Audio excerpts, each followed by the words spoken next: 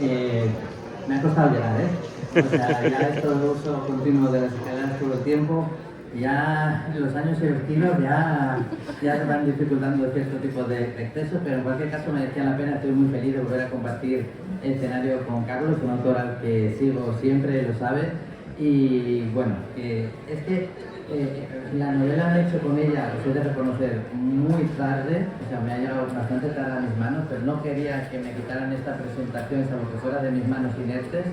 Y en el caso de Carlos, encima corría el riesgo luego de levantarme otra vez o algo de esto, o sea, que no se trataba de ello.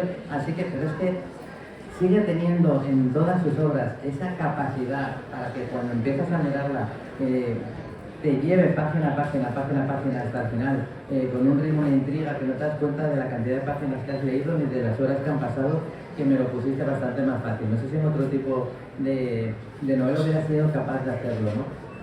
Para empezar, lo primero que hay que decir es que es la vuelta de Carlos, que es un habitual dentro del multiverso que forman los géneros literarios, es un gran navegador entre ellos. Sí. Y ahora ha vuelto a la ciencia ficción después de habernos hecho Panteón, bueno, Panteón y su secuela. ¿Pero qué te pasa a ti? Y ese regreso a un terreno que conoces, ya lo decimos más veces, ¿no? Lo importante son las historias, luego pues evidentemente los géneros es un poco todo lo que las rodea.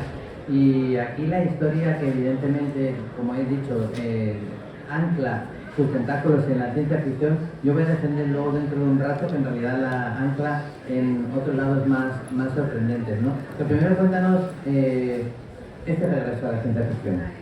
El primer libro, que dijiste, pues no voy a escribir esto. Bueno, es una duda que tenía yo, una pregunta interna de hace muchísimo tiempo, antes de empezar a escribir, y era la pregunta que nos hemos hecho todos, ¿no? ¿Estamos realmente solos aquí en el universo? ¿Qué tipo de circunstancias especiales se han dado para que haya esta vida tan especial aquí en este planeta, ¿no? Tanta diversidad. Y en el resto del espacio pues parece que no hay planetas especiales para la vida, a lo mejor vida microscópica, no sé dónde, hay un planeta que parece que tiene agua, no sé cuánta distancia, y siempre preguntar por qué y sobre todo qué pasaría si finalmente se descubre vida y llega aquí de una manera inequívoca, no es una foto borrosa que publica, mira, parece que se ha visto un ovni en las costas de las Bahamas, ¿no? Sino que aparece aquí en el cielo de la ciudad y cómo reaccionaría el ser humano. Esa era la semilla de la novela, la pregunta, la gran pregunta. Y toda la novela en realidad está basada en la teoría del gran silencio. Se dice, bueno, si realmente hay vida, como parece que la estadística parece demostrar, y que el universo es inconcebiblemente grande, es enorme, ¿no? Entonces, estadísticamente tiene que haber 900 millones de civilizaciones capaces de hacer un viaje espacial para llegar hasta nosotros. Y bueno, si eso es así, ¿por qué no han aparecido, no? La novela trata un poco esa duda, ese aspecto del no contacto. A partir de ahí, ya cuando entramos en novelas de primer contacto, uno tiene, como bien acabas de enfrentarse a algunos, ¿por qué? Porque el lector se va a preguntar lo que también se preguntan los personajes, ¿qué se van haciendo hasta ahora? ¿Cómo funcionan? ¿Con qué intenciones vienen? ¿Cómo nos va a afectar? Y entonces a lo largo de la historia de la ciencia ficción esto se ha podido hacer desde la ciencia ficción dura, buscando una explicación muy científica, escrita en un momento, sobre todo a partir de los 70, 60, 80, por escritores que tenían varias carreras científicas y que extrapolaban un montón de principios, o lo puedes hacer de una forma un poco más ligera, como se ha hecho en algunos space opera, pero siempre tienes que hacerlo mínimamente verosímil, tienes que, por lo tanto, que investigar, bucear, hacer teorías, y tu protagonista, porque es una novela de primer contacto, pero no es una novela de primer contacto inmediato. Carlos, como siempre, nos va llevando un poco a poco hasta el momento en el que otros autores a lo mejor lo dejan ambiguo, no, él lo muestra todo y a partir de aquí desata el resto de la trama. Pero el protagonista de la historia, el Dr. Chase Wall, pues tiene un modelo que ha demostrado, presuntamente ha demostrado, sobre cómo interactúa la materia oscura con la materia visible. Me gustaría que nos hablaras de este proceso de documentación o de las fuentes a las que has ido a buscar sobre estas teorías para formularlas. Quizás existe. Bueno, evidentemente ha habido mucha documentación, ¿no? Siempre lo hago en todas mis novelas. La documentación es importante porque no sé por qué cuando una historia tiene un fondo de verdad, la gente lo percibe como más real, se lo cree más, se acerca más a la historia. Y dice, cuidado con esto que me resuena, ¿no? Esta historia parece que tiene sentido. Y el componente verídico de esta novela es muy alto. Perder mucho tiempo en Aparte que he sido siempre muy aficionado a la ufología desde un punto de vista del ocio. Siempre me ha interesado bucear en los canales de Reddit, qué está pasando, cuáles son las novedades de la ufología, pues se ha visto esto, se ha visto lo otro. Siempre, bueno, pues no con la intención de decir nada, sino por ver lo que se estaba hablando de los aficionados a estas cosas y todas las teorías que hay sobre estos estudios y lo que la gente dice. En Reddit lo que pasa es que hay una población de una comunidad muy grande y hay gente muy capaz y muy científica, y gente que estudia y astrónomos que están opinando. Entonces es muy interesante, con una gente de la calle, digamos, ¿no? Hay gente de mucha valía y ahí recababa yo mucha información. Y de todas partes. Hablaba con Laura Fernández hace un rato de que la gente, la humanidad, abrazamos como realidades absolutas circunstancias, datos que la historia de la evolución nos ha ido demostrando que se suelen ir de una patada pues, cuando sabemos más, pero vamos, quedan totalmente aniquilados y ya parece cómo podíamos creer todo esto, ¿no? La alta probabilidad es improbable, siempre está sobrevolando sobre la humanidad. Y que hay que decir muchas más veces, incluso pues, ¿por qué no? Entonces, ponerse en ese lugar de qué sucedería si es algo que pocos genios han tratado como la ciencia ficción. Creo que es una de las mejores maneras de respondernos a las preguntas que tenemos como humanidad. Sí, correcto. Independence Day es una película que seguro que todos habéis visto, ¿no?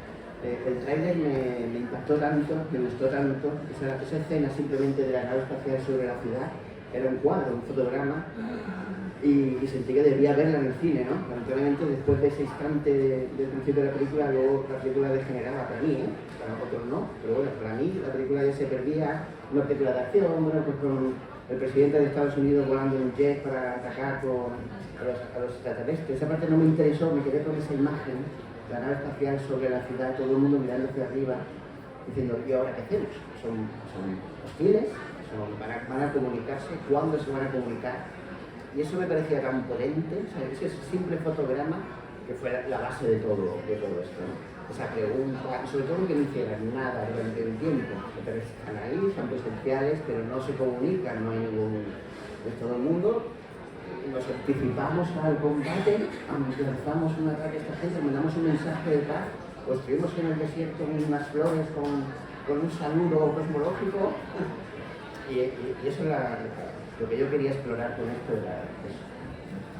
Muchas de tus novelas, sobre todo, bueno, pues la saga vampírica, la saga de los caminantes, nos cuentan la historia, por así decirlo, de los supervivientes, ¿no? De cómo los supervivientes van adaptándose a esa situación o intentando sobreponerse a ella, o bueno, es lo que tenemos, hay que seguir tirando.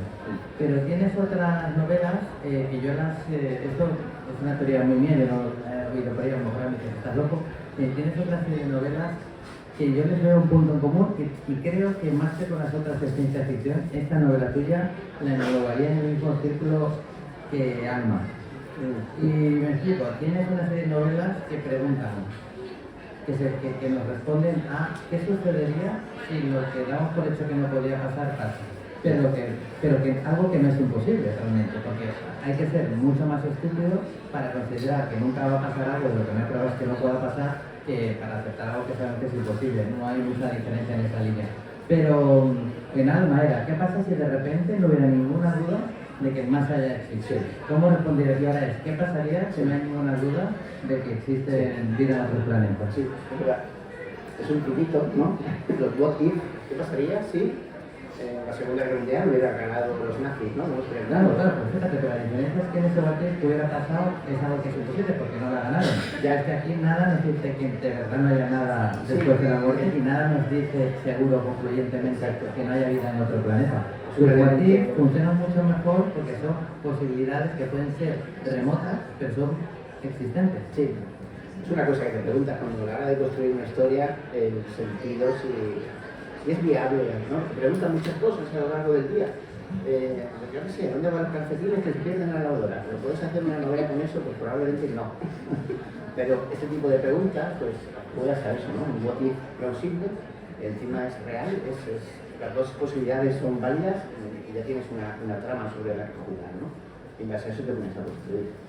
¿Me cuentes más si quieres? No, me comentaste, no, de hecho también me parece genial saber, a mí me gusta saber la comida que me van a poner, no lo que va a pasar y tal, pero el hecho de saber en este restaurante tienes comida italiana, a mí me parece genial. Sí. Entonces, a mí me parece, yo reivindico eso, que tus novelas tienen varios grupos y que está muy guay. Sí, además más humanista, ¿no? Que no es tanto de ficción como el monstruo que aterroriza. Alma era muy humanista, era un estudio sobre la profundidad del ser humano, de nuestra naturaleza, ¿no? Aquí están los buenos, los solo blancos, los malos, tal, pero normalmente somos muchos tonos de gris, y eso es lo interesante ahora de crear una historia, ¿no?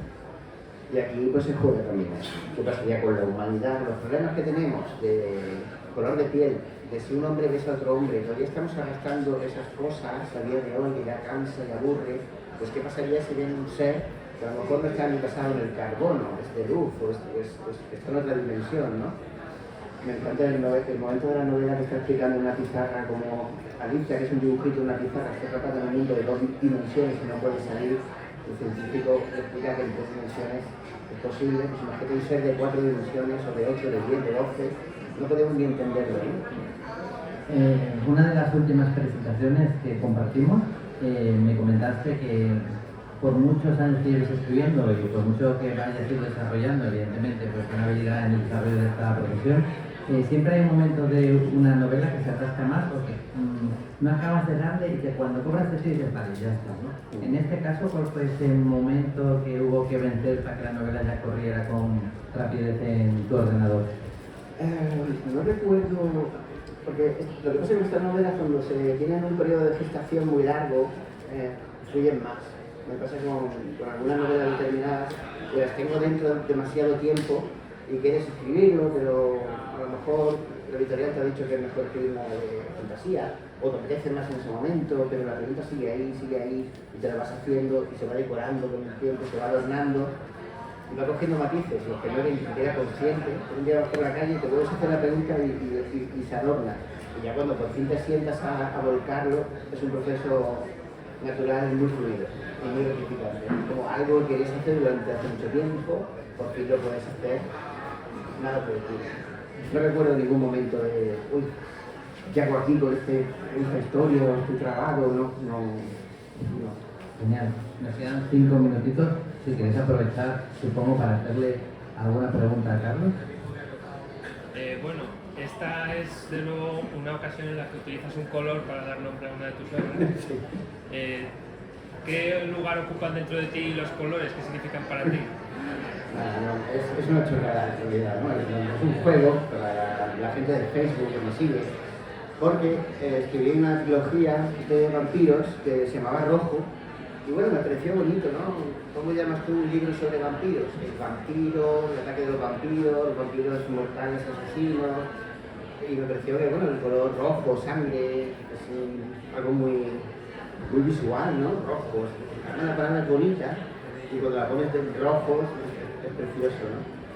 Entonces, cuando me dijeron, claro, escrito sobre zombies, sobre vampiros, muchos monstruos clásicos, ¿no? Me dijeron, ¿te queda hacer algo de extraterrestres? Y en broma dije, pues no te llamas Gris. Bueno, los hombrecillos grises, ¿no? Y se llama Gris, pero me gustan los títulos cortos, por lo general, pero fue una especie de broma para la gente de las redes que me siguen. Y se rieron mucho cuando lo dije. Yo lo he hecho un libro de extraterrestres que se llama Gris. Hay muchas teorías de psicología del color y como cuando vemos un nombre o lo que sea, no puede estar. Pero o sea, que más allá del juego, pues seguro que el hecho de... ¿Alguna otra pregunta así para Carlos? Sí,